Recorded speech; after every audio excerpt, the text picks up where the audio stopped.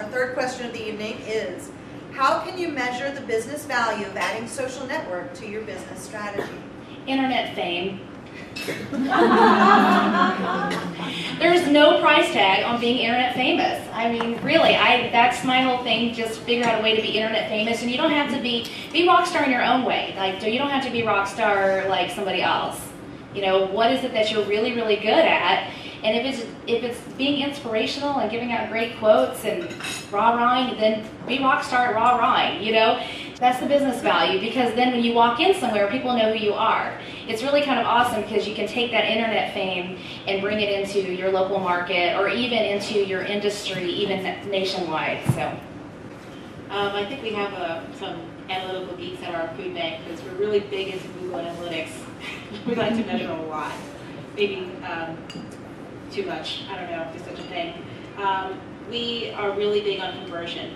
We like, as I mentioned, it's about engaging people. So we think about it almost like a date. We're not going to ask people, you know, as soon as they meet us on Twitter, "Hi, thanks for joining our food bank. Now give us some money," because that doesn't work. You know, we don't want to, you know, take them down that path that quickly. It just doesn't make any sense. And we don't want people to feel used and dirty afterwards. That's not our job. So we like to talk about engagement pathways. So conversion strategies are really important to us. So if they're coming to our website because of a particular contest or a particular call to action, we have to make sure that we're giving them a good reason to continue that conversation with us. So there's a lot of, so when we do on social media, especially through our blog and Twitter, is making sure that we're providing every opportunity to continue that conversation through email acquisition.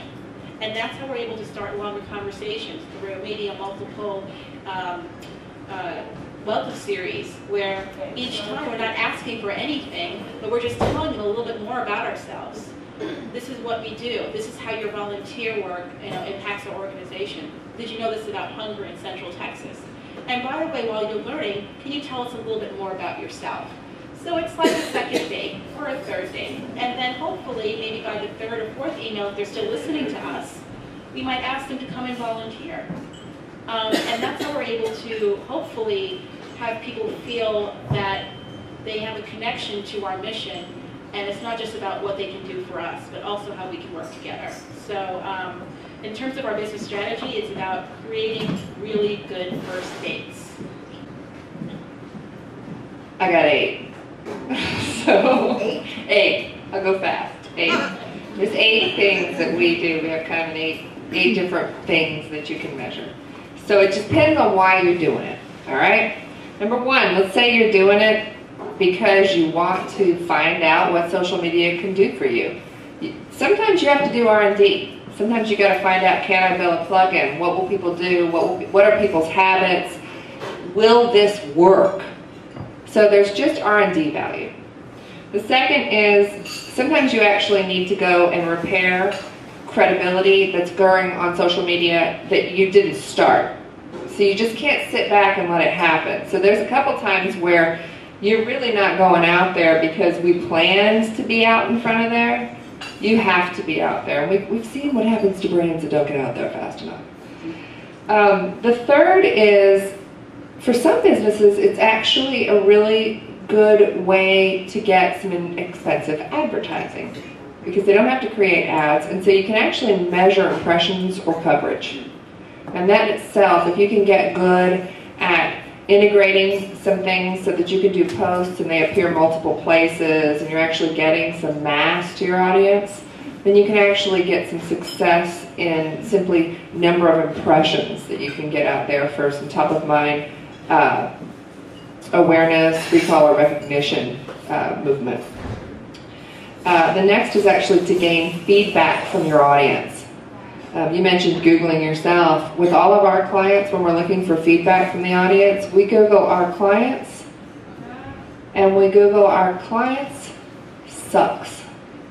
And we see who's complaining about what about our clients. And then we do the same thing with all of the competitive set.